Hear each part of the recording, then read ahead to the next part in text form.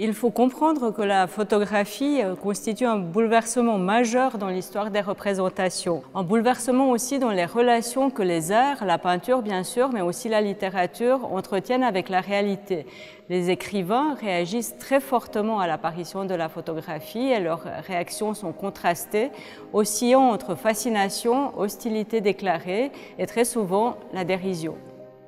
Cette exposition photolittérature montre des objets qui sont franchement hétéroclites. Nous avons des pièces exceptionnelles, historiques, mais nous avons aussi des productions tout à fait courantes.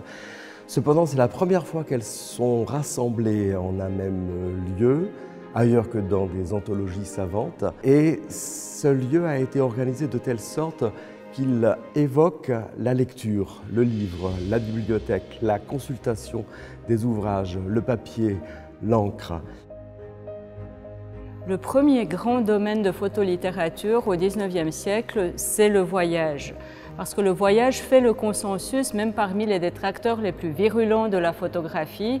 Il ne prétend pas empiéter sur le domaine de l'impalpable et de l'imaginaire, selon la formule de Baudelaire, et aussi parce qu'il y a une grande soif de découverte de l'ailleurs au XIXe siècle. La photolittérature de voyage va se poursuivre avec l'apparition d'un sous-genre nouveau qui est le portrait de pays ou le portrait de ville.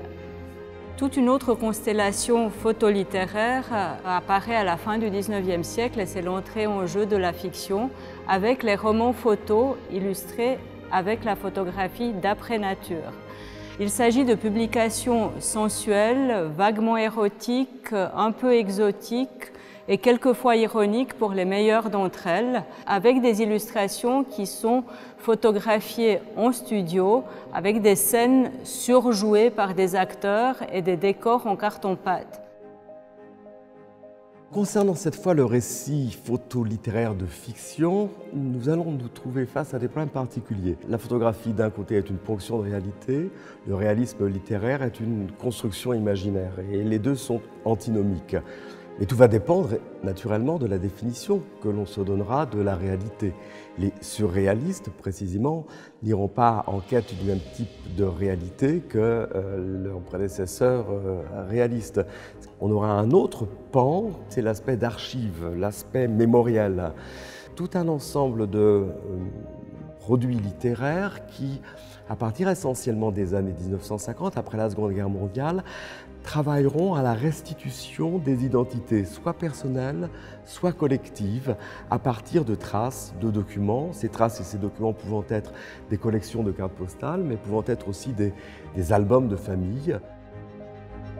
Mais la photolittérature, et c'est une hypothèse que nous formulons dans cette exposition, n'est pas que la littérature en tant qu'elle est illustrée de photographie. La photographie est un réceptacle de récits, un embrayeur d'histoires extraordinaires. Notre exposition comprend donc aussi tous ces textes dans lesquels l'image est absente, mais elle est néanmoins au cœur du récit ou de la recherche documentaire, fictionnelle, autobiographique que le récit raconte. Si la photographie est si importante dans l'histoire présente de la littérature, c'est qu'elle a accompagné en réalité le passage à la modernité. Dès le début, la photographie, c'est la modernité, c'est la désacralisation, c'est la démocratisation. Et cette évolution, on va la retrouver de l'argentique au numérique, avec des systèmes qui exploitent le web ou qui exploitent même des réseaux sociaux pour des créations collectives, des créations aléatoires et des expérimentations nouvelles.